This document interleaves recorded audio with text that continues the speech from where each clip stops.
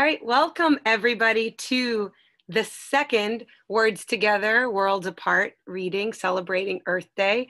And I'm going to let you know, Sarah, your sister is coming in right now. So all is going well. So non-readers, as I've said, you'll be muted throughout the duration of the reading.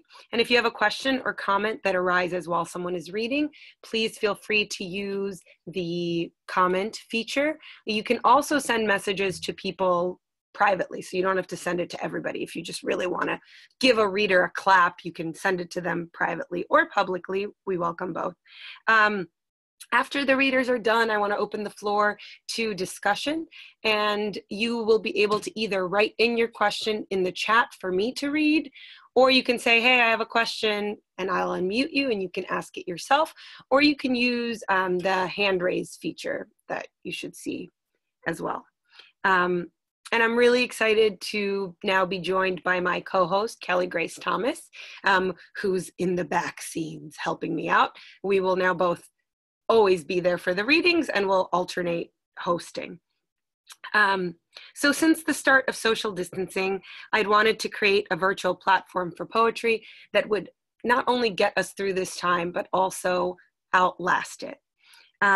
And while there are many disadvantages to being unable to gather together, like the fact that I want to hug Laura, Eve, and Tina, and all these readers really, really terribly, just like hug you and hold you and squeeze you, and eat ice cream with Tina, because that's what we do. And Laura, Eve, and I play with each other's hair. I'm letting you know a little too much, but that's a big disadvantage. But the advantage of the space is that we can all be here together from different places in the country, different time zones, and form this new community. So after the reading, and every 2 weeks, we will be having these readings where poets share their work around a theme, and I cannot wait to celebrate these poets reading on the theme of nature. So after the reading, I'm going to leave you with a prompt for you to write your own poems responding to the theme. And in 2 weeks, on May 6th, poets Tracy Brimhall, Camille Dungy, Sonia Greenfield, Ketcha Kaipurs, and Era D. Matthews will read poems on the theme of motherhood. It's going to be good. So May 6th, be sure to stay tuned for that. And in the tradition now established by the reading series, after one reading, the host is just going to open things up by reading one short poem. So this is from my book, The Many Names for Mother, and it's all about how children are born with this innate connection to nature that then we lose as we get older. And it's inspired by a gorgeous day at Longport Dog Beach, where my son daily asks, can we go to the beach? And we can't go to the beach. So I'm going to share this poem with you, and the experience that we can inhabit through poetry, even though we can't in person right now. Dada Vada, my son calls any body of water, man, Mr., Uncle Water, Uncle Sea, Uncle Ocean, Dada, not father, but close. Though we didn't teach him this, kinship, nature flowing into family, vast expanse into what is already inside him. Abnimi Dadu Vada, he says, and wraps his arms around the waves. Hug Uncle Water, and he falls flat onto the sand, palms wide and sinking as though into my body. Dogs everywhere. My son is the only toddler. Your kids are beautiful, a passerby says. She means our dog, too. Dada, he calls her. Uncle. You should have more, she adds. Have a whole litter, and if you have them close together. His cheek is in the sand, mouth full of salt. What's one more? Everything, I think, and want to hold him, but he is water, and no matter how wide I stretch my arms, I cannot hug or count, cannot contain the whole of him. So tonight's featured readers are Tina Mozelle Braziel, Laura Eve Engel, Roy Guzman, Kathryn Nuernberger, and Sara Lupita Olivares. Please support these amazing poets by purchasing their books. And if their book isn't out yet, make sure to put it on your docket. Sarah, it's coming out. You'll be able to pre-order it soon. Roy's book, you can already pre-order, and do so directly from them, their publishers, or small businesses, because they need our support now more than ever. And I'm going to be posting links through the chat, as well as the PDF that was shared in the beginning of the chat, but I will share it again. All those links are in there for you. So without further ado, let's begin with Tina. Tina Mozelle Braziel is the author of Known by Salt and Rooted by Thirst. She has been awarded the Phil Levine Prize for Poetry and Alabama State Council on the Arts Literary Fellowship and the Magic City Poetry Festival First Eco Poetry Fellowship, as well as an artist residency at Hot Springs National Park. She is the definition of eco-poet, broadcasting to us live from her eco-friendly, amazing glass house in Alabama. I cannot wait for you to read, and be sure to look at the chat. Her book will be posted there. Tina. Yeah, so much for including me in this reading. It's just such an honor to read with all of you. And I'm going to read 3 poems from Known by Salt. This is the cover here. And I'm going to begin with a poem from the river that I grew up on, which was the Coosa River. And it comes to in 5 parts, and each of the subtitles tells you who's speaking because it has 5 different speakers. On Lay Lake. 1. Swimmer. Like a daughter who has not forgotten the world of her mother's body, I know this lake, the springs veining her with cold, each splash an attempt to get outside herself. I know her wavering reflections ask, is this how sky looks in that tree? Is this how still your home sits? 2. Dissenter. This lake ain't nothing but a river fattened within a stall. The river is its hidden muscle, its bone. The dam holds what bit it can, while the river paws at its foundation. No one fights a river and wins. 3. The river. Call me Coosa, for I won't answer to the stagnant thud of Lay Lake, Logan Martin, or Neely Henry. Call me Coosa, confluence of Etowah and East Enola. Bring back what is sinuous, those syllables, my meander through Alabama, when Alabama meant thicket. 4. Former farmer, now trailer park owner. I know this lake as bottom, where I once grew collards, dark waves of them rippling, where the ski boat plows past those piers. Now I harvest lot rent from folks wanting nothing more than to plant themselves beneath my pines. 5. Fishermen. Along the riprap, casting a rod for bass or crappie, I watch the drift of the lake, its scaled skin, water seeping into stone, rising into air, moving through flesh. A serpent, the lake a mere bend of its body. So where I live now is the first place that I've actually owned property. And I have a weird conflicted relationship with ownership, having grown up in a trailer park and you pay lot rent. So, you don't really own the land. So this poem kind of comes from that. I also was a rock climber, and, climbing mountains, you feel like, oh, it's mine, but it's not, it belongs to the national park, right? So this poem kind of comes from that kind of questioning of what it means to claim a place. And today being Earth Day, we want to claim our planet. Claims. Everywhere we walk, orange signs worn, private property, or posted. Still dented cans rattle in ditches and campfire rings claiming, no, mine too. And something in the surveyor's talk about tramping over ridges and steeping himself in briars to cite the division between neighbors, the thinnest of lines, a spidery net he cast across the county. That, he claims, is his. All the while, at the far reaches of our property, the bur oak swells bark over pig wire, and a sign more rusted than orange reads, "No, sing." And that fawn curled in the wood, throat laid down beside side-turn hooves, never flinched when our dog sniffed her. She held her ground, or it held her dappled fur marked as belonging to sunlight and fallen leaf. So until very recently, we have been heating our house solely with a wood stove. So I have like a very different relationship with trees than I did in the past. Like I really love dogwood trees. They're really great, but I love their wood too. So when they die, I want to burn them because it's like the closest thing to kindling, or it's hot, really great.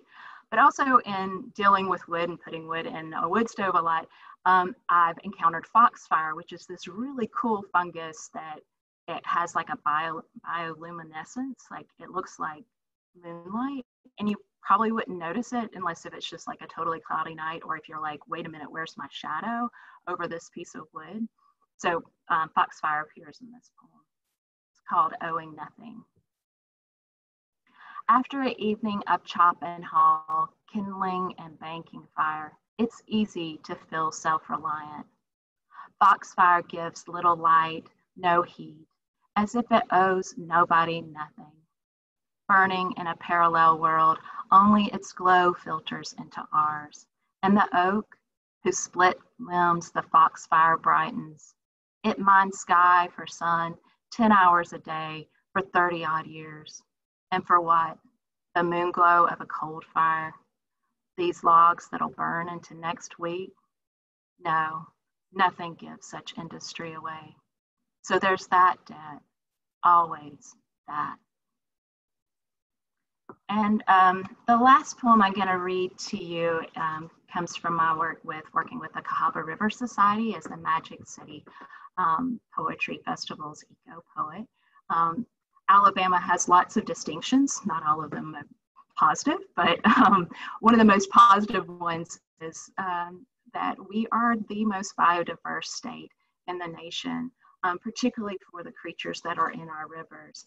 And this poem is about the snail, the Cahaba alemia, which is a snail that only occurs in the Cahaba River.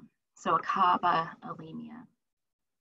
Beneath an eddy and over rock, a snail trembles against the current, then sucks forward, lengthening its grip, that turns, loops, crosses itself, a route unbound by destination or journey, its way of going and going on and on over the same terrain. No, not terrain, the track. No, not that either. What word do we have for place, marked by tread, soft as tongue? Thank y'all very much.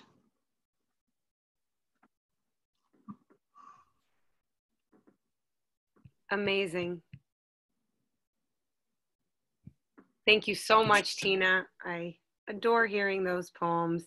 And, you know, Tina and I went to the University of Oregon together, which, you know, even if you don't write nature poems, which I genuinely don't, you can't, after living in Oregon, not write nature poems.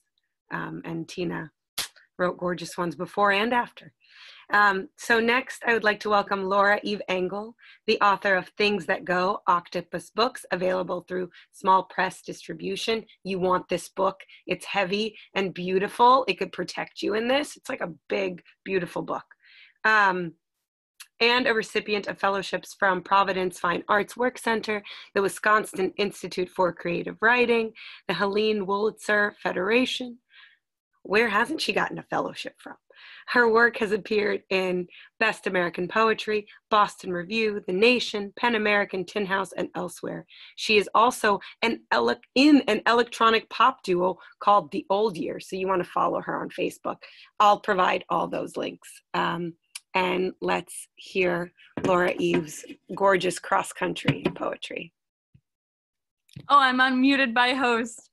That's such a great message to get. Hi, everybody.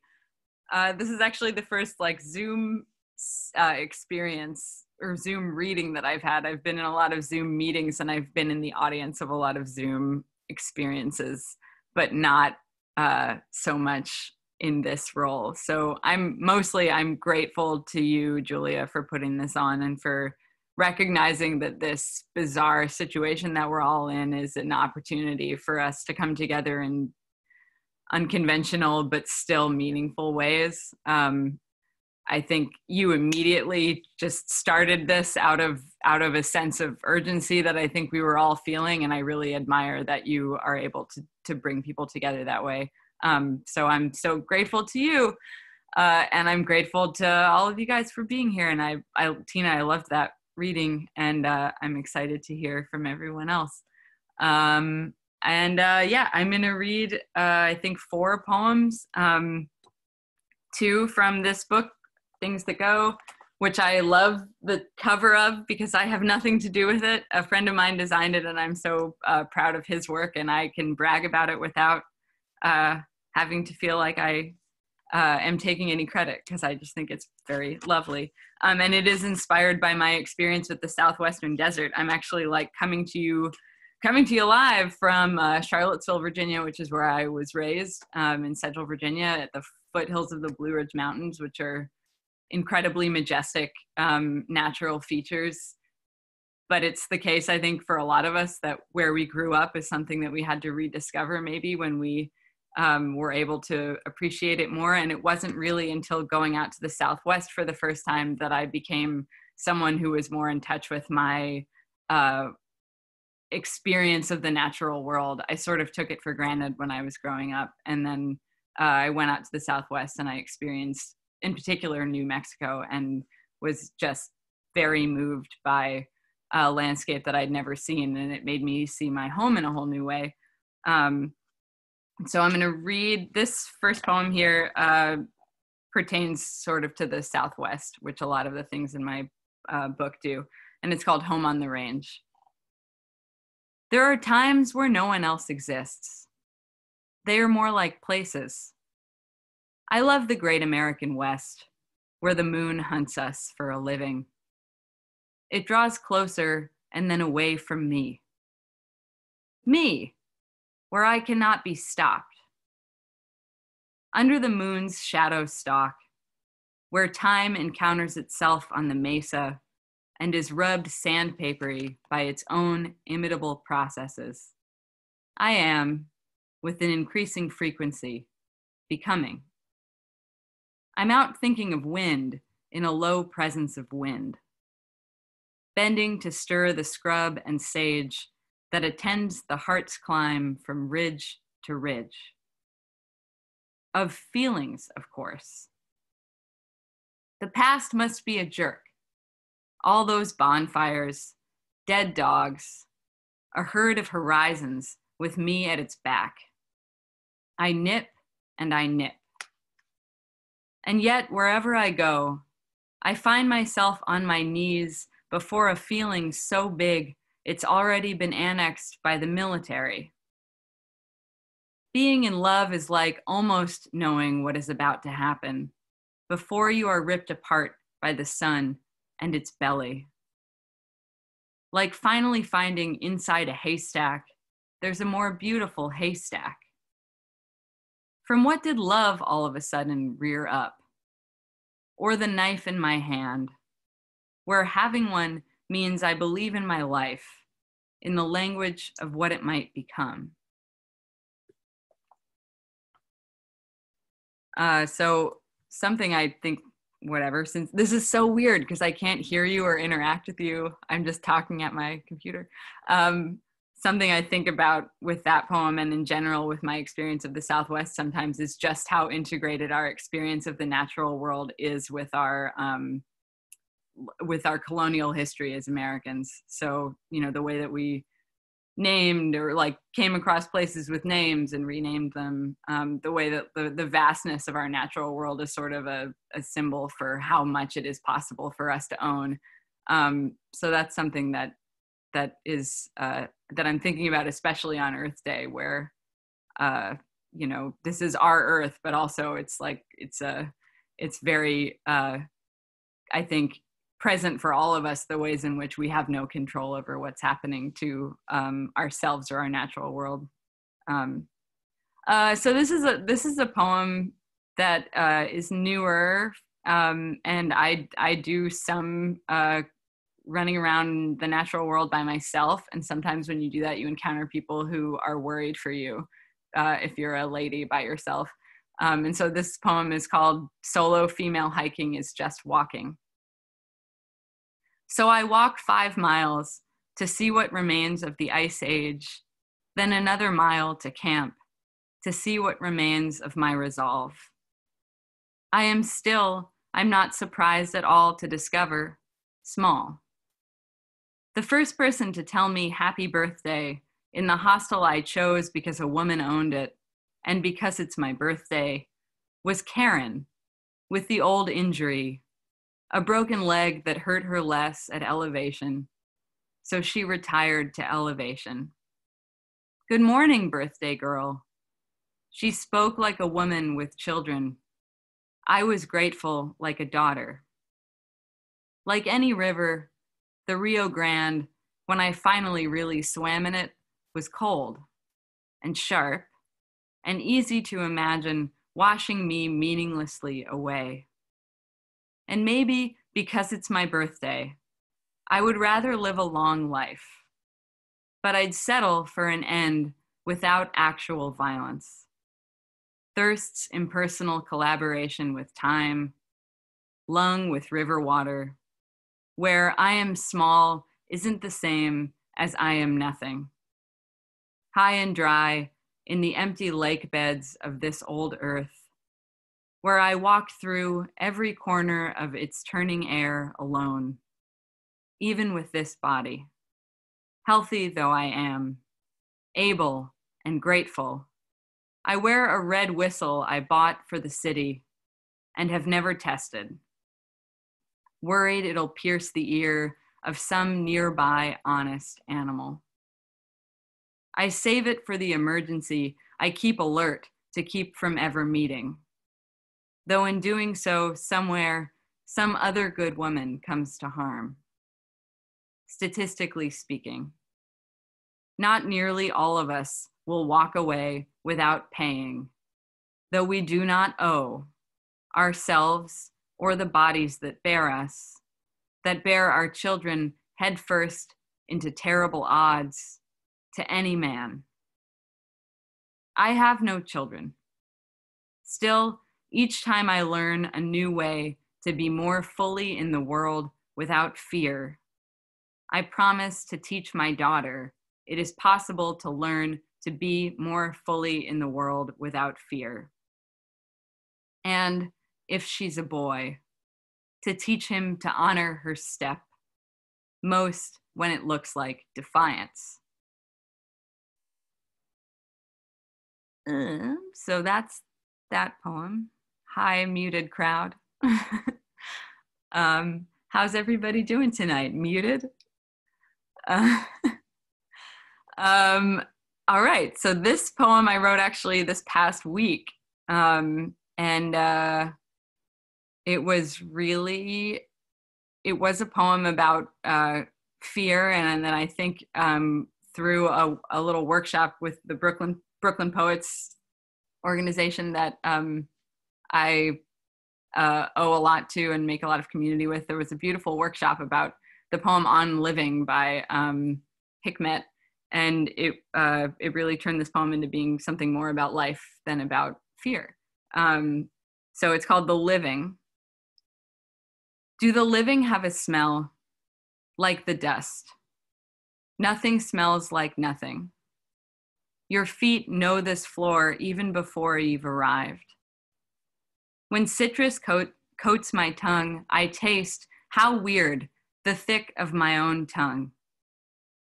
Maybe being in a body is an invitation, like at the start of a joke, the knock knock, forever separated from its come in, then still the punchline, living, that serious business. When I'm fully awake, say, on the other side of the door construct, I try to place this self, while it still rises into its own scent, no matter what loneliness moves it towards stillness, but does not stop it.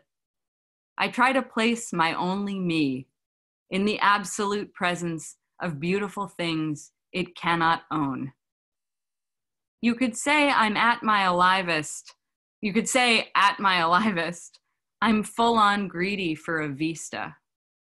Who's there? That slip of sky that salts the inside of the canyon. Stars so numerous you can feel by their light, but never reach them. I could stand over and over again to learn it. I am not nothing, and I can keep, at last, nothing. Does this make my body shine with the thought of itself today? That I may finally be blue or gray tomorrow, and nevermore be used for any great miracle or sexy thing? And yet, it isn't a downright golden and fuckable morning just because later it's going to storm. However we leave the world, we were in it. We stood outside of ourselves as strangers and became joy.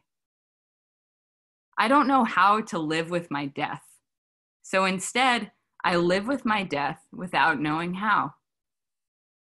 I'm slick with it as if newborn, as if I just came from a warm place, as if it's me and not the sun that's hot with effort.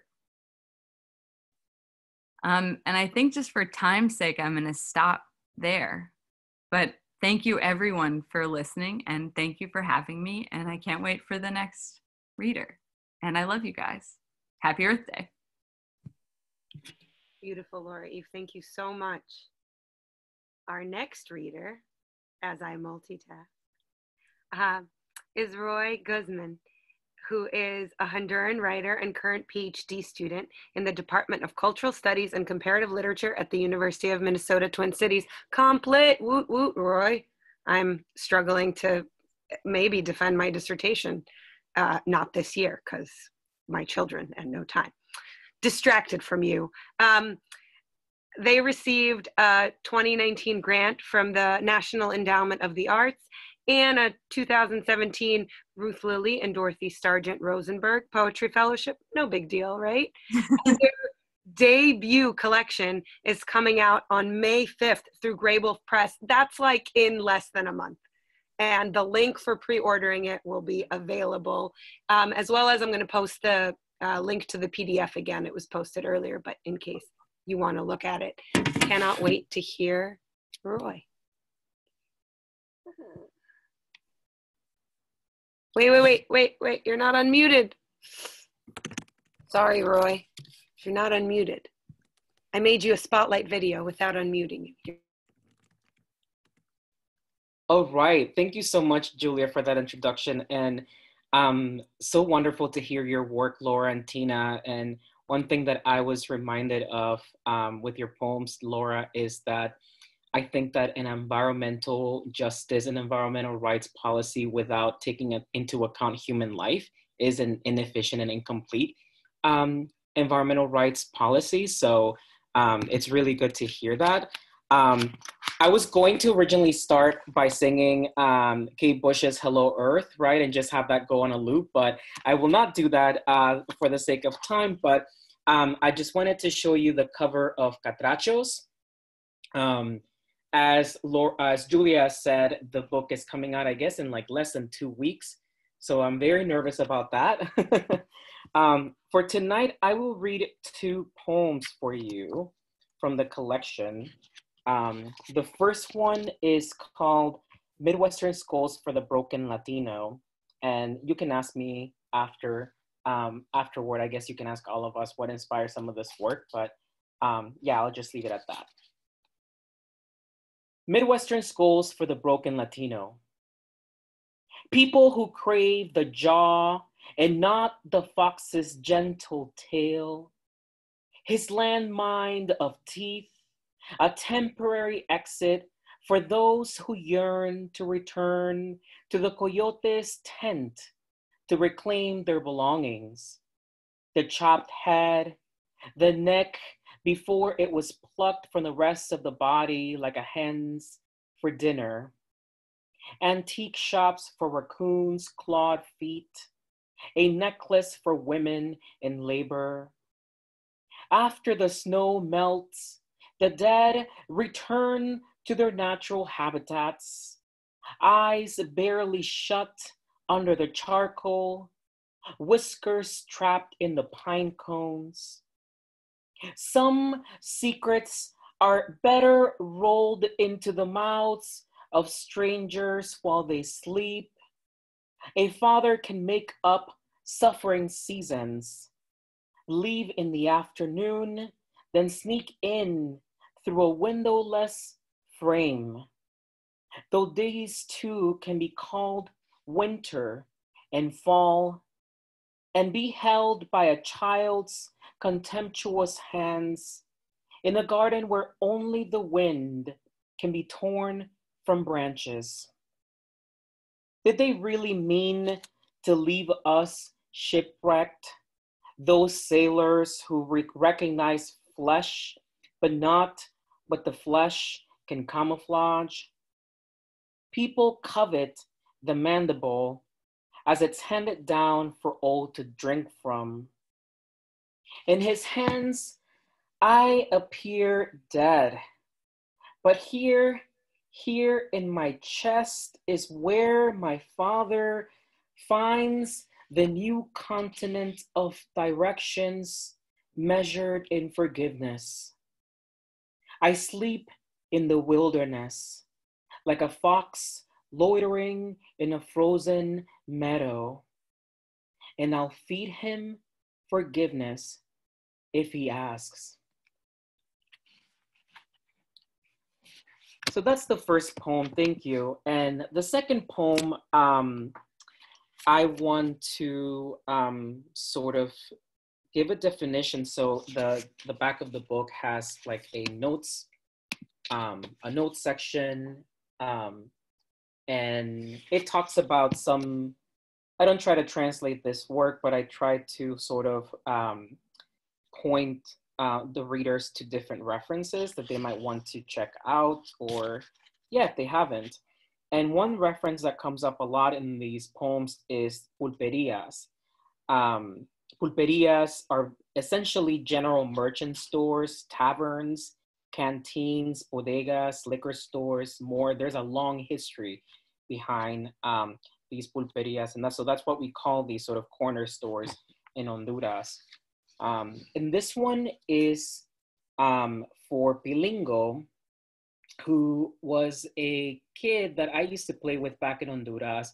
And as he was trying to cross the border, at night he slept on the train tracks and basically was killed by one of the trains. So this is for him.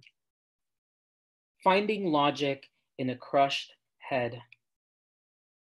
It is not a fallacy that the pulperia owner who wakes up dressed in a tunic of warrior's pelos, or the milkman pressing his rough hands against the cow's tectonic body, remembers the skirted boy with ovarian lipstick for a tongue, the boy who offered a tenth of his knees to the teeth of a country with dentures. Because I have lifted my legs to examine what birds will leave in abandoned nests. Because I have lifted my hands from the chest of shipwrecked men who turn the seas into inconsolable lovers with a misguided orgasm. Or perhaps the pulperia owner, skin brown and preternatural as an Arizona bark scorpion on sawdust, will stop laughing one day at the boy who, before death settled upon his ashy limbs and his elbows were strangulated by exile's amplitude, helped me capture those polysyllabic butterflies one pins before nightfall. The boy's fine head rested on the tracks before the train trampled it like masa mix rolled with an aunt's hands on an oven as he tried to cantankerize the border. Moths stuck to the dictionary of the pulperia slime ball's mouth as an ulcered sun rose from his dry lips. Divinatory wings in the rusted nail geometry of a bullet hole. Our abuelas taught us to run like eyeless ghosts in a backyard. My ancestors have crumpled wooden doors with their hands. The men have.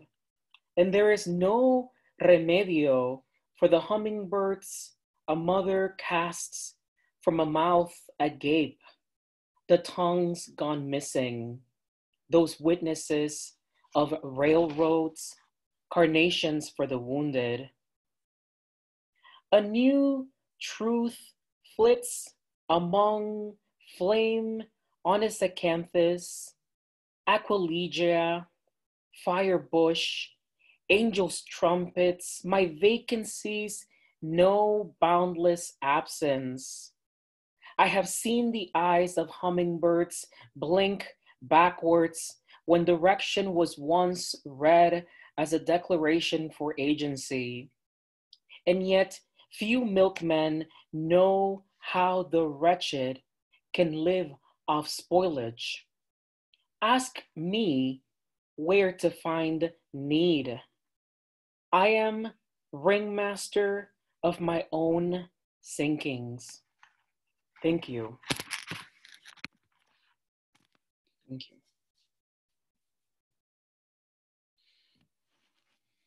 Got to recover from those poems, Roy. Thank you so much.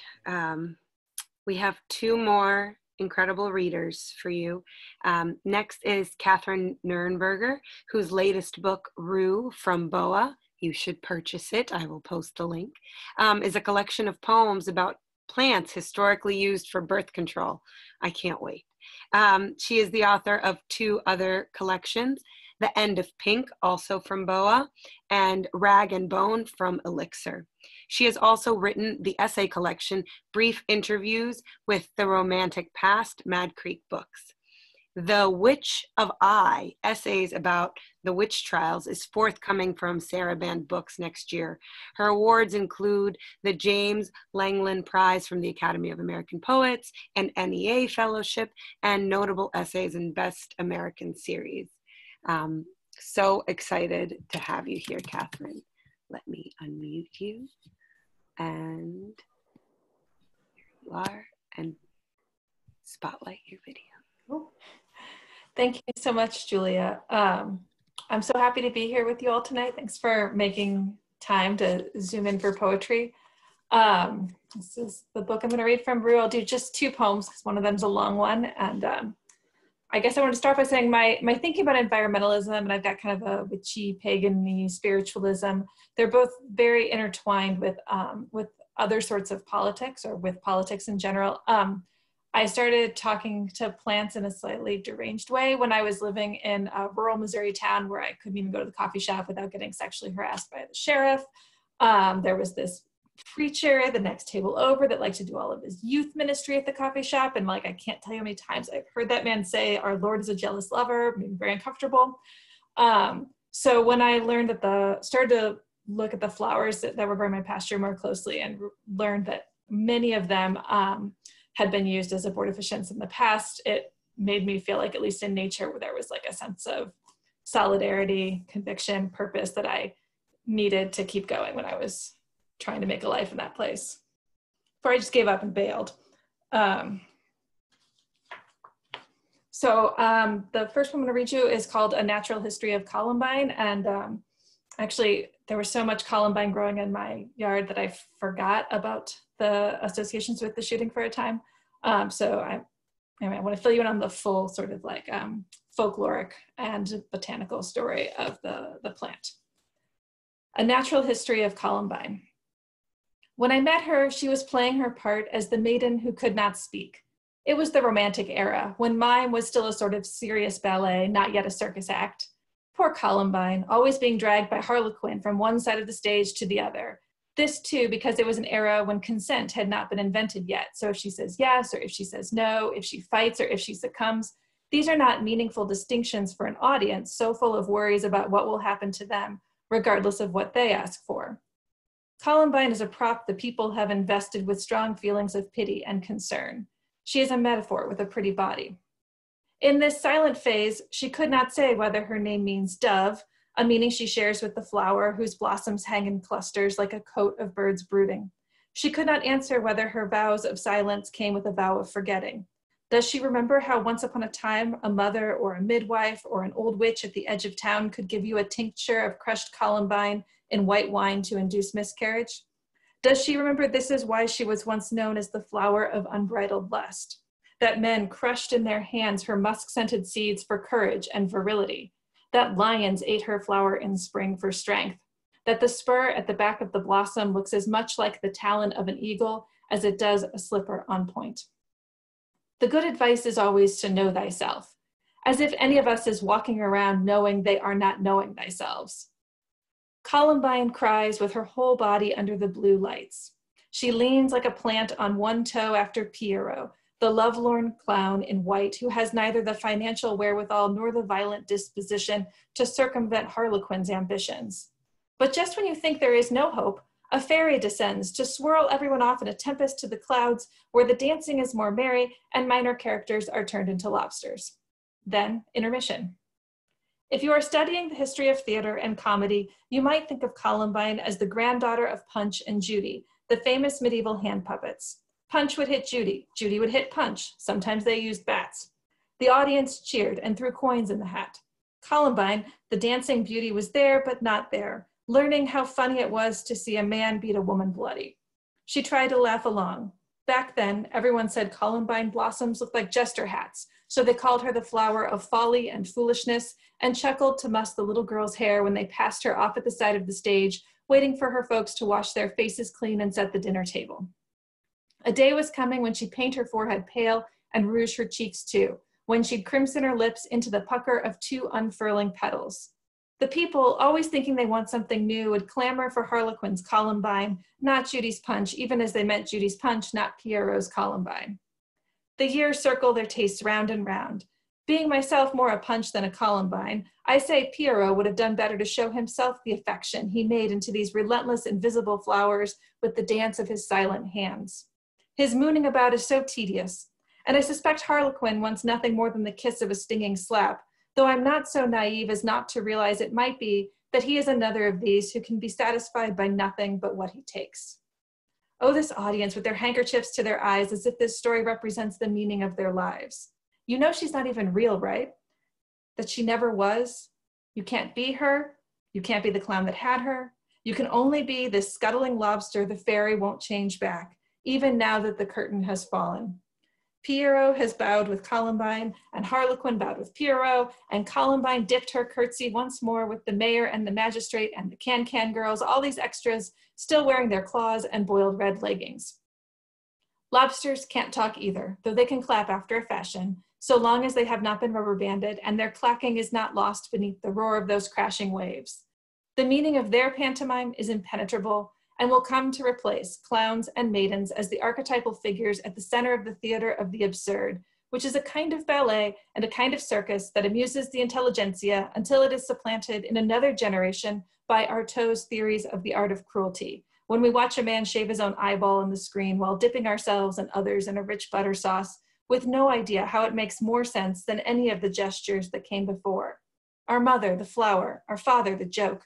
These are the stories we tell our children over this glass of sparkling white wine, letting them watch each little bubble rise to the surface and pop, because, as usual, we are at a loss for words as to why we made some choices but not others, gave ourselves over to this clown, but not that one. So elsewhere in the book, I wrote about Queen Anne's lace, pennyroyal, the red bird of paradise. In all of these cases, the plant medicines I write about are mostly ineffective, or if they are effective, you risk killing the mother because the poison is too strong. So, so none of them are as safe and reliable as the birth controls we presently have, but it's often on my mind how very close we are to losing access to our birth control, how women in Missouri, when I lived there, had already effectively lost the right to choose, even though Roe versus Wade hasn't been overturned.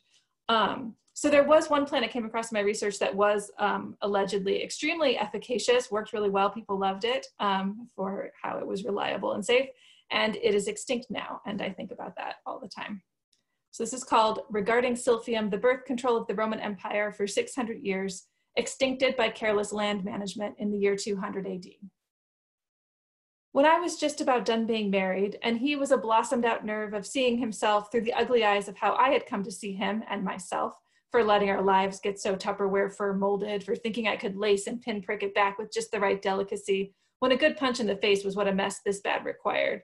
I know, you're thinking a punch in the face is never the answer, but that's the lace talking. When I was just about done with the lace-throated maybe violence, our daughter, who is 5, told me how he broke. She didn't say he broke. She said he got really worked up, driving past all the protesters outside Planned Parenthood on Providence Avenue, from which the University Medical School had just withdrawn funding, and also the option for residents to do training there. How he took a hard left into the parking lot and with our daughter by the hand, marched in with an urgency that made the young man working the desk say, "Sir," with some alarm. He took a breath to be more steady and said, "I'm so sorry about all of this, all of that out there, and I just thought I'd make a donation," as he pulled all the money from his wallet, some of it crumpled, a mixture of 5s and 1s, and pushed it across the counter, our daughter watching and looking around the room, studying the faces of timid and nervous young women, I imagine, in those plastic chairs I remember from when I once sat in this exact waiting room myself so many years ago, feeling embarrassed and ashamed because it seemed that's what I was supposed to feel. Though if I could have felt my way beyond supposed to back then to my actual self, I would have known I didn't feel sorry at all, only annoyed by the tedium of appointments, the practical necessity of that clean smell, the chilly, dustless air of a building with nothing soft except the aspect of the resident, who is the only doctor I have ever had who joked as she put her gloved hand in my body. "I guess this is the most awkward thing you'll do today, huh?" It was funny and made me feel like we've been friends a long time. My husband, who is still my husband after all, knew that story, and I guess he wanted our daughter to somehow know it too. "Sometimes you'll feel very alone," I tell her on a day when I find her pressing her face against the window, watching the children next door play in the grass, wiping tears from her face as fast as they fall. "Other times, you'll be so wonderfully surprised by the strange bridges people manage to build out to you when you never would have expected they could." Thank you.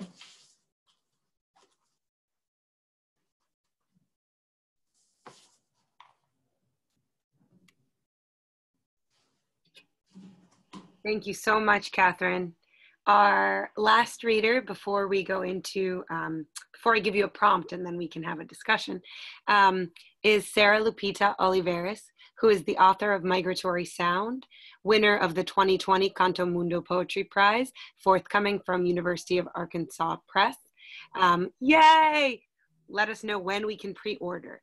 And the chapbook, Field Things. Her poems have appeared in Gulf Coast, Denver Quarterly, Salt Hill, Jubilant, and elsewhere. She's currently a PhD candidate at Western Michigan University, where she teaches creative writing and works as an editor for New Issues Poetry and Prose. And we're so excited to hear work from... You did. Thank you. Thank you for inviting me to read with you all. And I think that's maybe the good thing about quarantine is that we can cross paths in ways that maybe we wouldn't have been able to. So my work often turns to nature, often landscapes and things, as a way of sort of exploring, I think, the pastoral and the anti-pastoral and notions of the idyllic and of a sense of accessibility to the idyllic, so what exists outside of these spaces. So I'm drawn to looking at sort of what exists outside these like safe, protected spaces sort of haunting, shaping, misshaping, and of the sort of traumas and griefs and narratives that are often mutely embedded within the landscapes. So I think that my work, Laura, you talked about the sense of moving back home and how you sort of start to see a place newly. So when I returned, I lived in New York for a little, Texas and New York, and then in returning back to Michigan, I remember this shift and noticing smokestacks everywhere. So starting to realize the ways in which this location is defined by industry, and then the history of my parents working in the factories, and then history of my family working in fields and things. So the sort of division with the pastoral, so the sense of dualism. So I will read from Migratory Sound, which is on its way, but she's not here yet. But so I will share some poems from there. Night. Before loss, there is habit, the moon implied beyond a fence. Outside, a goat crosses the pavement, hooves circle in the snow, a broken jaw reassembled. I begin to make a house despite the highway. What song into the child's ear subtracts an animal's forage end to end? The wrong leaves have been eaten. Each absent correspondence bleats. You misinterpret the animal's mouth as objectivity, each unparticular way of seeing.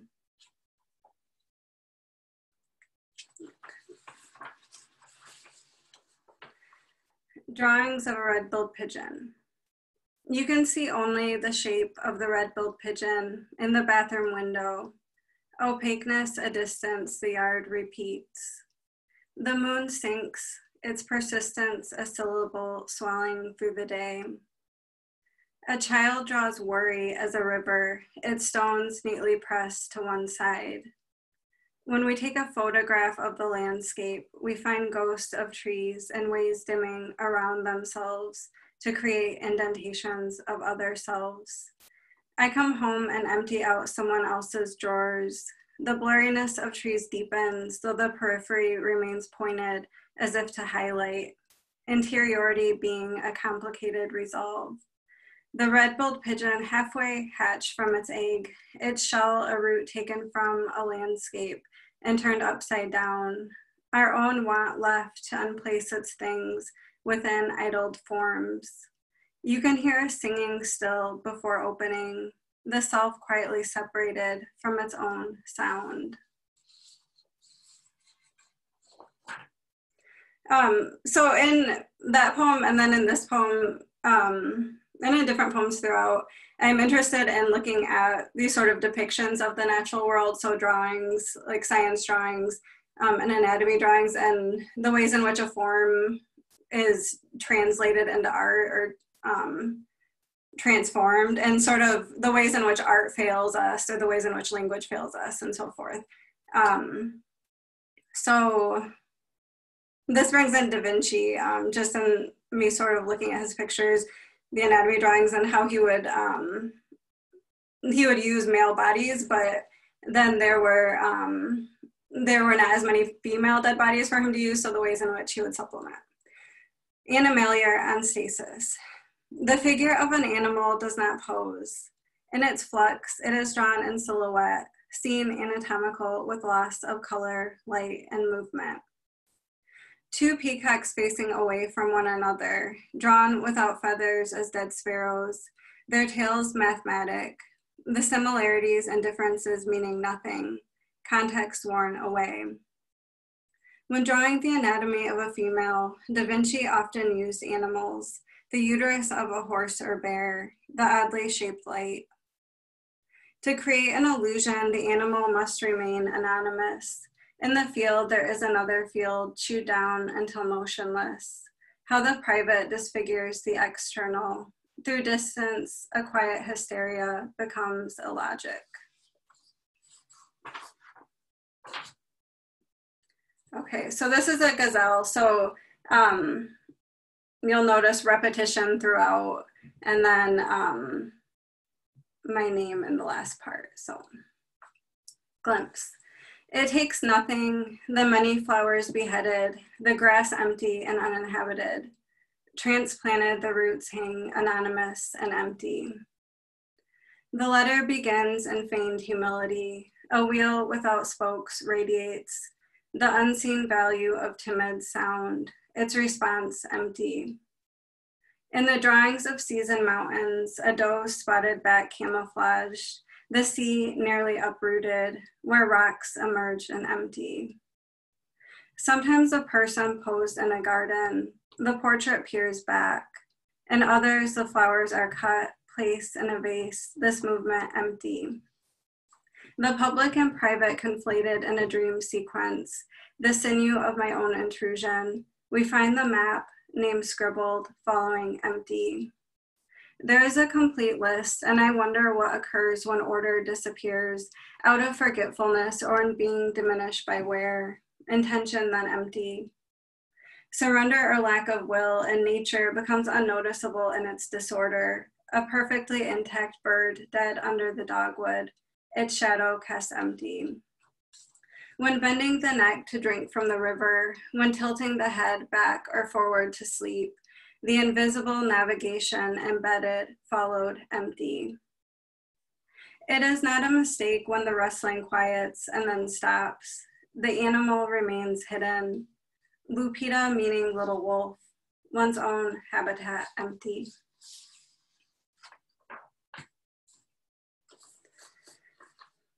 Circuit. Somewhere a bow's shadow contradicts its shape.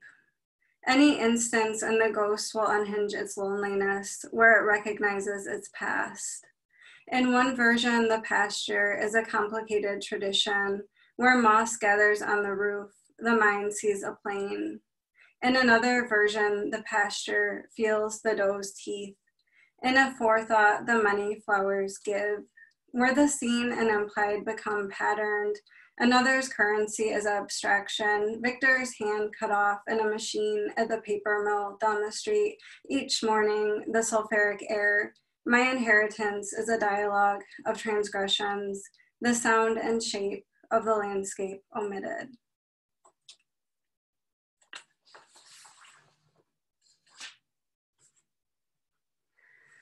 Okay. Of small spaces. Glass eye of a crow, salt grasses wave by, two instead remain lost. What washes up explains survival, a note removed from the forest, empty elsewhere, smokestacks over town, movement as a means of obscuring, white field of roses, children in a line, how forage diminishes form as observer the crow avoids its dead, rerouting paths of hunger in avoidance, again and again held in place, even when remaining still.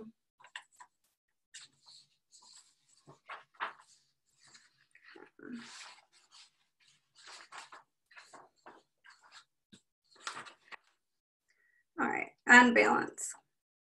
After blooming, the cactus shrivels incrementally, driving away an ox, its horns crooked. Blame grows small in the moths circling. Day to day, the slightest tooth loosens. A landscape changes until returning by habit. The child's sound without concept repeats. Where intention collects, a sparrow lost in topiary. Okay, so this is the last one. Clarities. Under the moon, a tide. Fish eggs hatch in the reeds. A stone is broken open and reveals no gleam. Out of a conversation, three small accusations. While the plum skin falls, the flies pause and watch. A motionless lake, the moored bottom shifts. Through hierarchy, a sound quiets. Where leaves blow open, the wet dirt. A landscape without concurrence. Having watched, the animal too buries its dead. Thank you.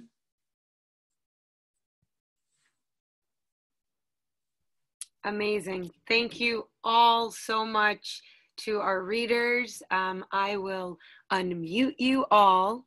I would just like to quickly say, I posted it in the chat, but I forgot to say it, that if you would like to support the reading series and these poets, there is a suggested $5 donation that can be made to at Julia-Dasbach, and then I will distribute it amongst the poets, as well as via PayPal through my email, jkolch@gmail.com. It's been posted in the chat. I'll post it again, and it's also in the document. So before your questions, a prompt for you. It's now posted in the chat. But the prompt is that we've been hearing these incredible poems about going into nature. You might call them pastoral poems. But I'm going to challenge you all now to write an anti-pastoral poem, doing the opposite. Write a poem that celebrates the natural world you are currently consumed by, the natural world of your living room, your kitchen, your bed. Pay as close attention to the details of this world as you would to every bead of dew on a flower, to the shifting colors of the sky. Care for the bland interior the way you would care for the majestic exterior. So I'm going to unmute our readers. And then if you have a question, please type it in or tell me that you would like to. I'm trying to, why can't I unmute Roy? Unmute. It's not working. Maybe Roy's muting himself.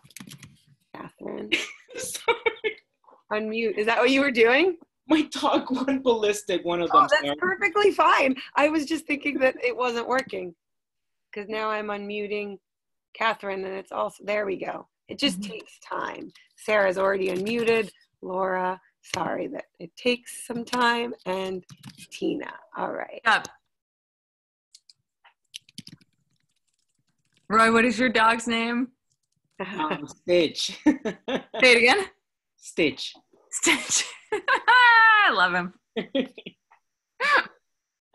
Wonderful. So if anyone has questions, I'm waiting for a question from the audience. And if not, I will ask the first one because, of course. So what I would ask is how, and Sarah, you started talking a little bit about this and Laura Eve did too. How has your particular environment, Tina, you talked about this as well, changed the way that you interact with the natural world, whether it's the space that you are currently living in or your emotional state, however you want to look at that, whether it's geographic location or your age or your emotional state, how does it affect the way you write the natural world and the way you see yourself in relation to it? Anyone can start.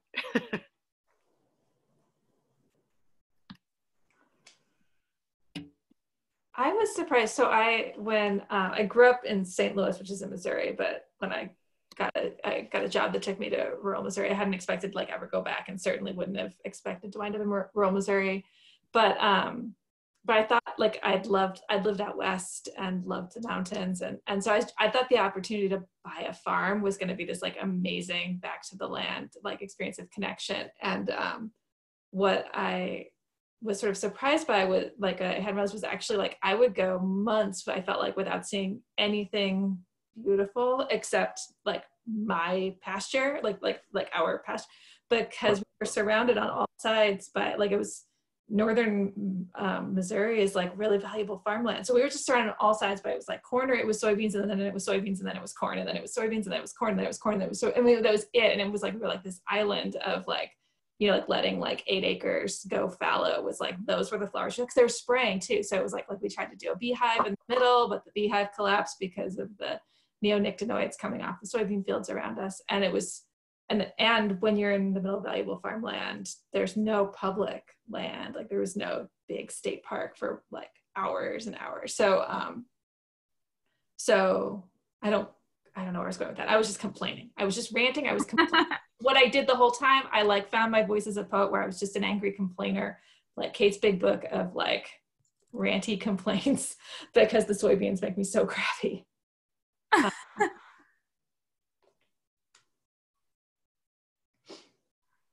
Anyone else have thoughts on that? If not, we can go to a question from the audience. I'll say, hey, that, you know, living here and building this house has really connected me more with the natural world. When we moved in, we didn't have walls. So I was like, part of my chores was to like get the butterflies that were caught in the windows that we had just like put in. So that really connected me towards like seeing everything as being, you know, like my neighbors or my roommates, whether it was like lizards or things that were just coming into the house. So, and also, I guess, being in a space that you're creating as you're writing poems, it really taught me a lot about the writing process. Like, you know, if you're willing to try to build something that's going to take a long time and have to rip it out, then it doesn't seem like such a big deal to rip out a couple of lines of a poem. So.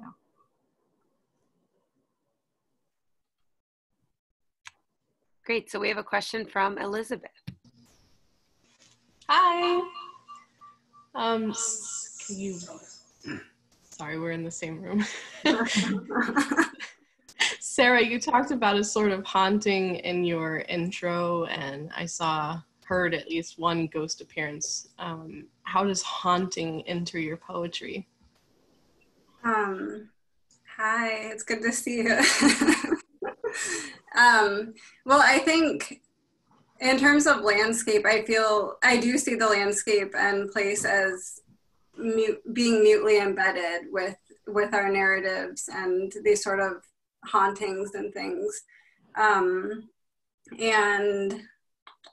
I think that specifically in my poem Circuit that I read, that talked about my uncle, his arm getting taken off. So I think that poem started from me returning back to, I feel like a ghost kind of, and returning back to Michigan and leaving and so forth. But I think in returning, I started to find out more stories about my family, and then started to feel like I was being haunted by them. And also, yeah, exploring these sort of generational reverberations and hauntings and things, and seeing how present those dynamics are. So with that poem specifically, hearing the story of what had happened to my uncle, and then during that time I was living really close to the paper mill, and I remember waking up and taking my daughter to the car and smelling the paper mill and having it be this sort of ghost of, then I remembered the story of my uncle, and just how the landscape is not just the landscape anymore, you know, because then you have all these experiences that are in stories and narratives and deaths and griefs and things that are within it. So yeah, so, and I think I'm always aware of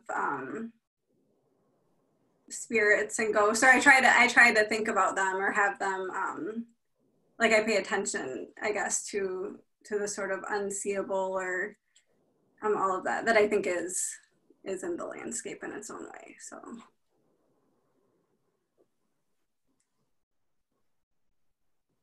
Poets, I have one more question, and then maybe a few questions for one another. Connor has a question. Let me unmute Connor. Connor, you're unmuted. I am. That's great. Thanks so much.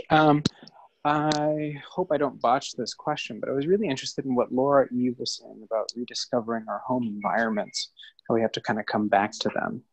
So I was wondering if maybe some of the poets would want to speak about moments or events or this kind of coming back to a renewed consciousness of their home environments, you know, which we become so inured to for a long time, but often there's some sort of epiphanic, hopefully, understanding of what it really can be for us. So, yeah.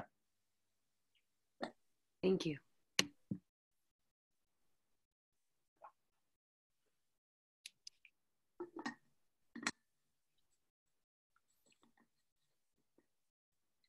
It's on me because I was like, I'm just closing my water bottle. Laura, Eve, I feel like you have to take a stab at it. I guess I do. Yeah, I'm still figuring it out is really the answer in terms of my personal experience. Like, I grew up in a very beautiful place, like in Charlottesville, Virginia, which you can see the mountains from, if I get in the car and drive, a little bit of a way, like very short distance, I can see the Blue Ridge. And when I was a kid, I was just like, that's the skyline of the Fashion Square Mall, and then like some whatever over it. Like it didn't occur to me.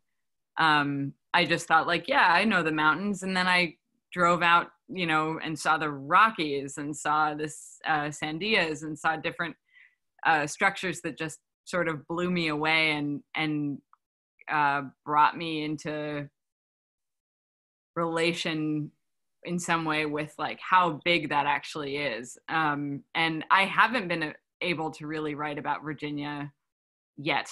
I still like am sort of working through my experience of other places, which I think is, I hope that there's like a future out there for me that involves writing about my home, which is a strange place and which now is in the news like that. I have been trying to write about Charlottesville a little bit because Charlottesville is now in the national consciousness in a way that it wasn't before. And so that's another thing that I've been trying to figure out how to understand. But I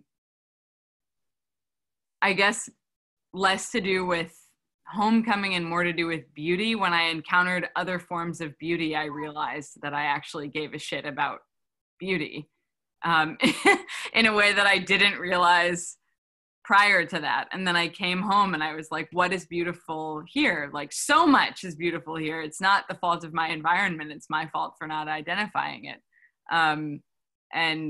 So that's not really an answer to your question, but I guess like, as we get older, our perspectives shift, and that happened for me for sure. Roanoke. Oh, and someone's saying they're from Roanoke. Sweet.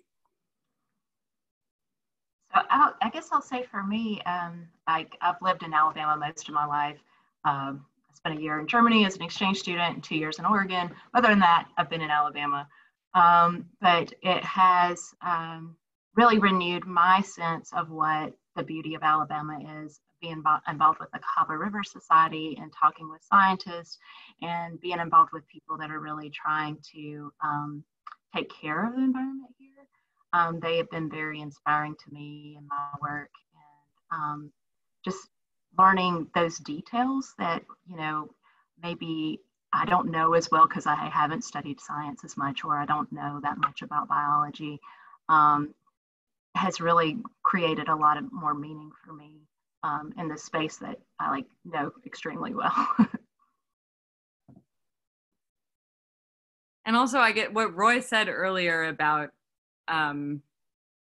you were sort of responding to what I had said, but I feel like you found something more there than what I had actually said, just that you have to think about the human implications of what it is that, whether it's policy or just your experience of the natural world, the human implications of that are really important. Like I am still trying to figure out, like beyond my own personal, like luxurious experience of thinking that things are beautiful, what about that is politically important, poetically important, just like how to engage with an experience of pleasure with regards to the national or natural environment, especially because the natural environment that we get to experience is mediated by politics and by human beings in a way that can be fraught. So that's something that I think maybe we didn't grow up experiencing our world that way necessarily, if we were lucky. I certainly didn't. I just grew up being in an environment where the mountains were very pretty. And I got to think of them that way. So I guess rediscovering my relationship to my surroundings through the lens of what I know to be like politics and human intervention is another thing. And I was going to ask a question that I hope you'll all respond to, is how consciously you think about pastoral as a genre when you're writing. Because Tina and I were both in a genres class with Professor Garrett Hongo, who teaches the history of pastoral as being poetry all about politics. and all about the division of classes, right? It's a privileged and an unprivileged. It's not just a song of shepherds. It's usually someone privileged and a shepherd, or two shepherds singing to each other about how they're struggling and poor. And so the natural world is always more than just the natural world. It's about class, it's about race, it's about, it's the political implications. So I'd love for you to talk about how that figures into your work.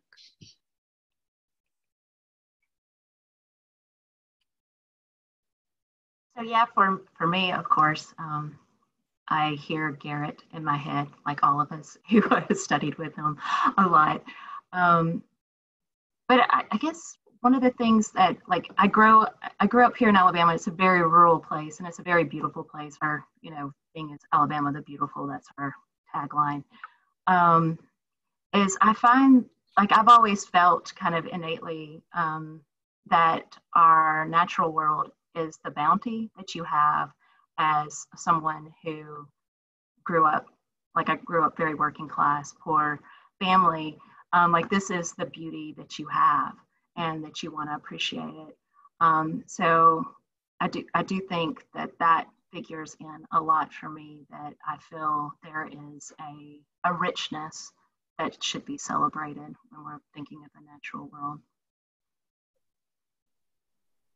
I think that to answer this question, when AWP, the Association of, Writing Programs, when it took place in DC, my friend, a colleague from my MFA program, and I actually drove from Minnesota all the way to DC, and they had a lot of, they've had a lot of exposure to, like, they're from North Carolina, for instance. I used to live in New Hampshire, and we sort of converged there. But I remember, like, driving us through West Virginia, for instance, and what was so surreal, at least for me, is seeing this, like, vegetation, right? The landscape that is just so gorgeous.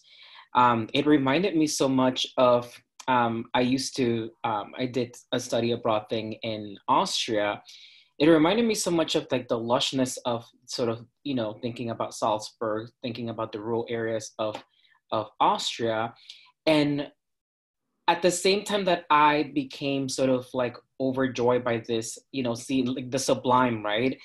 I was also just I was a little sad, because I was like, how can we have so much racism in an area that's just this gorgeous, right? Like, you would think that the landscape would do something to the human soul and, like, revitalizing it. You wake up every day, you see these mountains, and you're just like, oh gosh, this is a new opportunity to be a better person. And then instead, it's like you see these little pockets, right? Like of places that my queer, non-binary friend and I were afraid to stop at. We're just like, oh, this is beautiful, but also we can't get gas here, right? And so thinking about that sort of the irony, right, and the contradictions of something like that, where the landscape is lush, but then when we end up sort of approximating ourselves to what is actually there, there's more to it than this sort of eagle's view. Yeah, I was maybe reaching back to some of the earlier questions too. I was, when I think about coming to know my home landscape, it feels like it's been very much about learning to see the ghosts in that landscape that settler colonialism is really committed to attempting to totally erase, right? So, like, I grew up going to, like, Cahokia Mounds, and the story, like, on field trips in school, and the story of that mountain city is that, like, is totally a story of, like, oh, well, that's just a prehistoric place and we don't know who built it. Maybe aliens built it. And of course, like, no, it was the Osage people, and it was their land, and they were on their land, like, running their lives until very recently, just the last century, and that displacement is totally missing from any sign you go to in any state park in Missouri. So like I had to work really hard to be like, how would you do an Indigenous land acknowledgement in Missouri? Like, that took, like, a ridiculous amount of research considering the time we're living in. And that's intentional. It's by design, it's political. The state parks could absolutely be conveying that information, and they're actively choosing not to at every turn. So I mean, like there's that part of it, you know, and my partner grew up in the Ozarks, and like down there, like farmers have spent 3 generations like disking mounds all over their farmlands, right? Like flattening that. So like, I mean, like it's there, but it's very intentionally not spoken of. And if you do speak of it, you just started a huge fight that now you're gonna have to deal with. And I just wanna echo what Roy's saying. My partner, I went for a job interview out in California where it was like incredibly expensive, trying to imagine how we would afford living there if I got lucky enough to get the job. And the people that were there were like, well, we just think of it as our huge cost of living as our beauty tax. And when I came back home and we were sort of comparing like the cost of living in Missouri, we were like, oh, well, we pay a racism tax here where you just have to live next door to people who are like hanging their Confederate, you know, like that. It's beautiful, but like I maybe would rather live somewhere less beautiful and be able to have my friends over and not have them feel menaced when they like drive down from the city to see me. Anyway, so, and I feel like wanting the poems to hold that, right? Hold the beauty and hold the rage and hold that sense that what Roy's talking about, where that we can't stop there, we can't be part of it because it's surrounded by, it's protected by I don't know, there's a violence that's been built around it and into it and that infuses it. And what would it mean to like see beauty with, I don't know, without that lens over it all the time?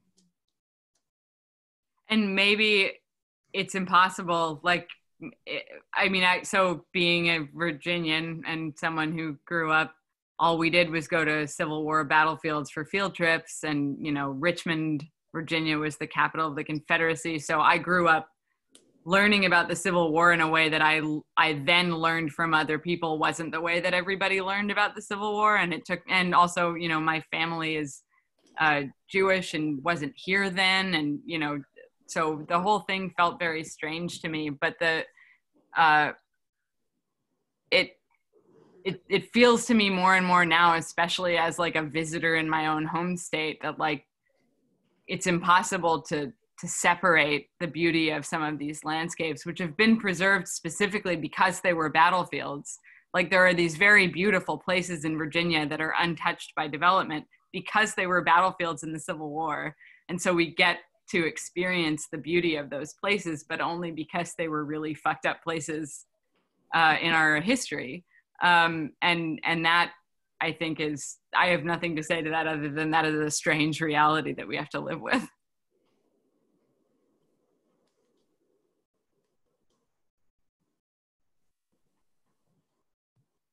Thank you all for that. That was wonderful and powerful. And the strange reality that we have to live with seems like a good place to end. But let's end on an uplifting note, that even though it's a strange reality that we all have to live with, we are here together talking about it. And that's not nothing.